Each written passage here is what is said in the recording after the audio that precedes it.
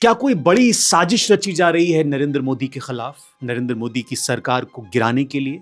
क्या कुछ दिनों की मेहमान है मौजूदा सरकार? क्योंकि अगर ऐसा नहीं होता तो जिस सरकार के पक्ष में इतना माहौल था, अचानक से इतने सारे मुद्दे उसके खिलाफ क्यों निकल आए? सरकार के लोग ऐसा ही कहते हैं। सरकार के लोग कहते हैं कि यूपीए की जब सरकार थी तो एक दिन में सिर्फ 12 किलोमीटर सड़कें बनती थी, लेकिन जब मोदी जी आए तो 34 किलोमीटर सड़कें रोजाना बनी। लोग कहते हैं कि देश में हाई स्पीड कॉरिडोर जो 93 किलोमीटर था वो 2474 किलोमीटर हो गया। योगी आदित्यनाथ की सरकार में 1200 किलोमीटर से ज्यादा के एक्सप्रेसवे बन गए और बड़े बड़े विज्ञापन आए कि एक्सप्रेसवे प्रदेश हो गया है उत्तर प्रदेश।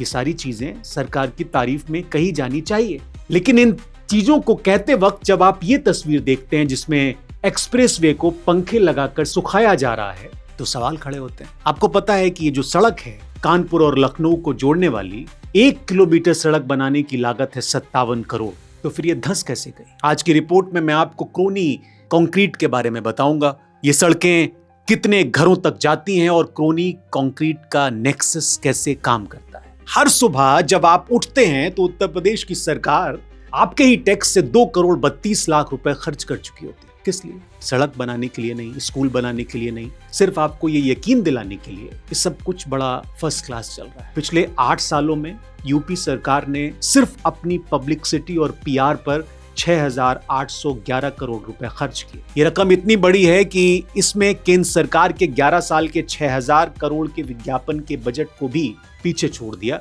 ये ज्ञात बजट है। जब पीआर का बजट 6,811 करोड़ हो तो माइक से ऐसे वादे गूंजना आम बात है कि उत्तर प्रदेश और देश के नेशनल हाईवे अमेरिका जैसे होंगे। ये नितिन गडकरी ने कहा था, केंद्रीय परिवहन मंत्री नितिन गडकरी। अमेरिका का सपना और भारत की हकीकत, सिर्फ 18 दिन के भीतर अमेरिकन ड्रीम की छाती पर क्रूर दरारें पड़ गईं। ये नया नवेला एक्सप्रेसवे जिसे बनाने में जनता के टैक्स का 4700 करोड़ रुपया झोंक दिया गया, वो ताश के पत्तों की तरह ढह गया। आप न्यूज चैनल खोलते हैं, वहां 6,811 करोड़ के पीआर बजट से पोषित एंकर आपको बताते हैं कि यह खराब मौसम का नतीजा है। ठेकेदार पर सख्त कार्रवाई हो गई है। झूठ बोल रहे हैं वो लोग। आपका दिया हुआ 300 का टोल टैक्स सड़क के लिए नहीं बल्कि सत्ता को जिंदा रखने का हफ्ता है। एक ऐसी सीक्रेट फाइल है जो एनएचएआई के दोहरे चरित्र को नंगा कर देती है या छुपा कर रखती है। जब 2.32 करोड़ रुपए रोजाना खर्च करके, और ये सिर्फ यूपी के सीएम के पीआर का खर्च है,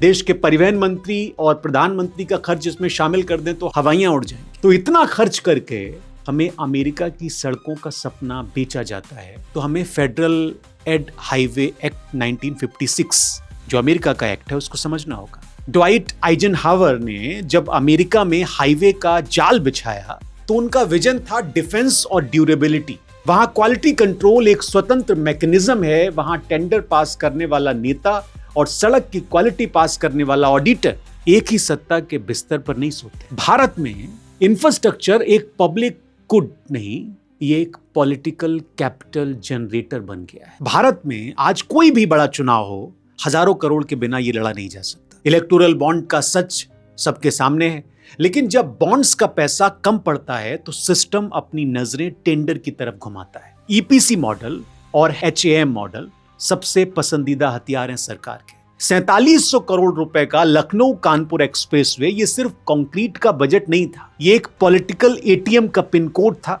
जब सिस्टम जानता है कि उसे अगले चुनाव के लिए एक भारी कट चाहिए तो वो क्वालिटी के नीचे गिराकर अपने ही आदमी को कॉन्ट्रैक्ट, इसे कहते हैं पॉलिटिकल इकोनॉमिक नेक्सस। मुख्यधारा की मीडिया को आप देखिए, कभी उस गड्ढे की जियोमेट्री डिकोड नहीं करेगा वो, क्योंकि उन्हें उसी 6,811 करोड़ के पीआर बजट से अपना हिस्सा चाहिए। आपको लग रहा होगा कि ये मामला कोई इकलौता हादसा है, इकलौती घटना है, या मैं रोज रोज नई थ्योरी लेकर बैठ जाता हूं। तो जरा आप ध्यान से देखिए। उत्तर प्रदेश की बात करें, उत्तर प्रदेश के इंफ्रास्ट्रक्चर का वो एक्सप्रेसवे ट्रायोलॉजी आप जानते हैं जिसे देखने के बाद सिस्टम पर से आपका बचा कुचा भरोसा भी खत्म हो जाएगा। पहली केस स्टडी, पूर्वांचल एक्सप्रेसवे बना। 340 किलोमीटर का ये एक्सप्रेसवे 22,500 करोड़ में बना।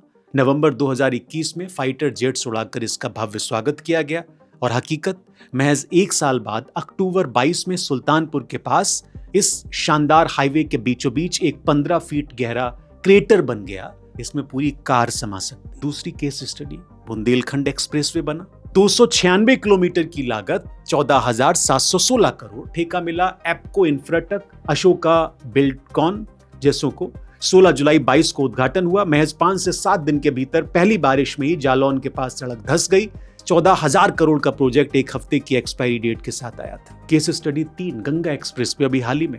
ये बड़ा गेम है। 594 किलोमीटर, कीमत 36,230 करोड़। 12 पैकेजों में से 8 अकेले अडानी एंटरप्राइज को सौंप दिए गए। इस पे मैंने एक डिटेल स्टोरी भी की है। बाकी काम आईआरबी इंफ्रास्ट्रक्चर, L&T और उसी एप्को इंफ्राटेक को मिला जिसने बुंदेलखंड एक्सप्रेसवे को एक हफ्ते में डुबो दिया था। अगर एक कॉन्ट्रैक्टर आपके घर की छत बनाए और वो एक हफ्ते में गिर जाए तो क्या आप उसे 36,000 करोड़ का अगला टेंडर देंगे? नहीं देंगे। लेकिन सरकार देती है क्योंकि टेंडर की फाइलों में परफॉर्मेंस नहीं, पॉलिटिकल अलाइनमेंट जरूरी है। अब आते हैं हमारे आज के मुख्य केस पर। खूब वायरल है कानपुर लखनऊ एक्सप्रेसवे। जब 4700 करोड़ की सड़क 18 दिन में धंसी तो जांच बैठी। ठेकेदार का नाम सामने आया, PNC इंफ्राटेक लिमिटेड। ध्यान से सुनिए इस कंपनी का नाम, PNC इंफ्राटेक लिमिटेड। अगर आप न्यूज देखेंगे तो कोई भी आपको इस कंपनी का ब्लड लाइन टेंडर नहीं समझाएगा। PNC इंफ्राटेक का प्रमोटर और मैनेजिंग डायरेक्टर कौन है? इनका नाम है प्रदीप जैन। और प्रदीप जैन के सगे भाई कौन है? नवीन जैन। और नवीन जैन कौन है? सत्ताधारी पार्टी के कद्दावर नेता, पूर्व मेयर और मौजूदा राज्यसभा सांसद। ये है इस पूरी इन्वेस्टिगेशन का पहला किल शॉट। ये भाई भतीजावाद नहीं है, ये पॉलिटिकल मोनोपोली है। देश का एक इंफ्रास्ट्रक्चर प्रोजेक्ट, 4700 करोड़ का टेंडर, और ये पास होकर सत्ता में बैठे लोगों के ही ड्राइंग रूम में जाता है। जब टेंडर पास करने वाला और मुनाफा कमाने वाला एक ही राजनीतिक छतरी के नीचे चाय पीते हैं तो अकाउंटेबिलिटी कैसे बचेगी? पहले नेता रिश्वत लेते थे, अब नेताओं के परिवार ही ठेकेदार बन गए। पूरा का पूरा कॉर्पोरेट प्रॉफिट ही एक परिवार का। लेकिन असली धोखा, असली गैसलाइटिंग अब शुरू होती है। इसके बाद जब 4700 करोड़ के प्रोजेक्ट का कचरा होने की तस्वीरें वायरल हुई तो NHAI जागी। मीडिया में 6,811 करोड़ के PR मशीनरी ने खबरें प्लांट की। सरकार की सख्त कार्रवाई, PNC इंफ्राटेक पर गिरेगी गाज। प्लान था कि NHAI इस कंपनी को नॉन परफॉर्मर घोषित कर देगी। किया गया। अब जरा इस डिफेंस को डेटा के हथौड़े से आप तोड़िए, आपको समझ में आएगा कि क्या होगा। एक तरफ बताया जा रहा है कि NHAI PNC इंफ्राटेक पर एक्शन ले रहा है, लेकिन ठीक इसी दौर बैकडोर से क्या चल रहा है आप एक और ये रिपोर्ट देखिए। ये PNC इंफ्राटेक लिमिटेड की एक ऑफिशियल BSE और NSE फाइलिंग है जिसकी तारीख है 17 जुलाई 2026।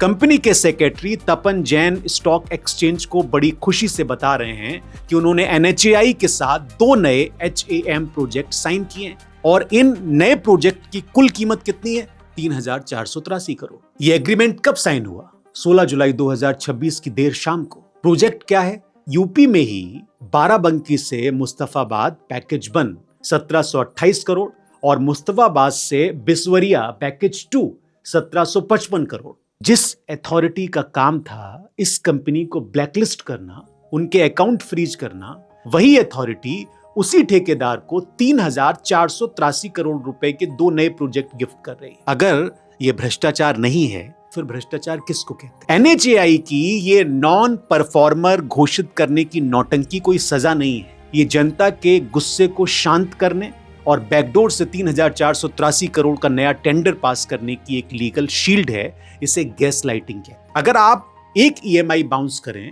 तो आपका सिविल स्कोर बर्बाद कर देता है बैंक। दूसरी तरफ ये क्रोनी कंक्रीट नेक्सस है जो 4700 करोड़ डकार जाता है तब हंगामा होता है और सिस्टम उसको सजा के नाम पर 3,483 करोड़ का प्रसाद दे देता है। इस पूरी रिपोर्ट का निचोड़ ये है कुल मिलाकर, और ये जो इंफ्रास्ट्रक्चर की इतनी कहानी बताई जा रही है, अमेरिका की सड़कों का सपना था 6,811 करोड़ का PR बजट। असल में आपके टैक्स से पॉलिटिकल फंडिंग का ये क्रूर मॉडल है। ट्रेड टेंडर योग्यता पर नहीं, सत्ता के खून के रिश्तों पर इस समय बांटे जा रहे हैं। नॉन परफॉर्मर का टैग एक सजा नहीं है बल्कि जनता की आंखों में धूल झोंककर और करोड़ों के नए टेंडर पास कराने का एक कवर अप है। अब सवाल यह है कि आप क्या करेंगे? आप हेल्पलेसनेस महसूस करेंगे, हार मान लेंगे, सिस्टम की सबसे बड़ी जीत मानेंगे इसको, या फिर इसको रोकने की कोशिश भी की जा सकती है। जब भी आपके राज्य में कोई हाईवे प्रोजेक्ट पास हो, मिनिस्ट्री ऑफ कॉर्पोरेट अफेयर्स की वेबसाइट पर उस कंपनी की शेयर होल्डिंग पैटर्न को जरूर आप चेक करिए। कुछ लोग तो कर ही सकते हैं। सीवीसी के पोर्टल पर जाइए, क्वालिटी ऑडिट की कंप्लेंट आप दर्ज कर सकते हैं। ये तो कम से कम किया जा सकता है।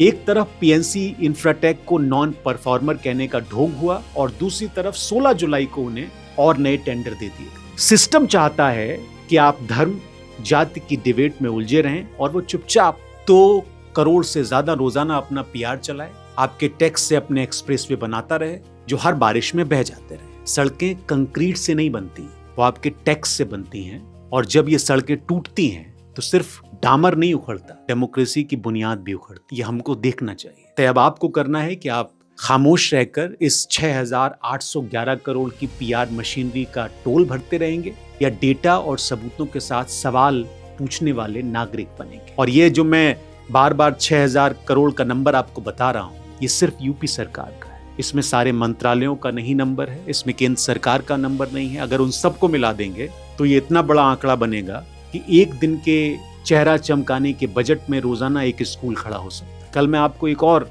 स्टोरी दिखाने वाला हूं जो रोंगटे खड़े कर देगी कि सिर्फ चेहरा चमकाने के जमाने में काम कितना न्यूनतम और निम्नतम होता जा रहा है।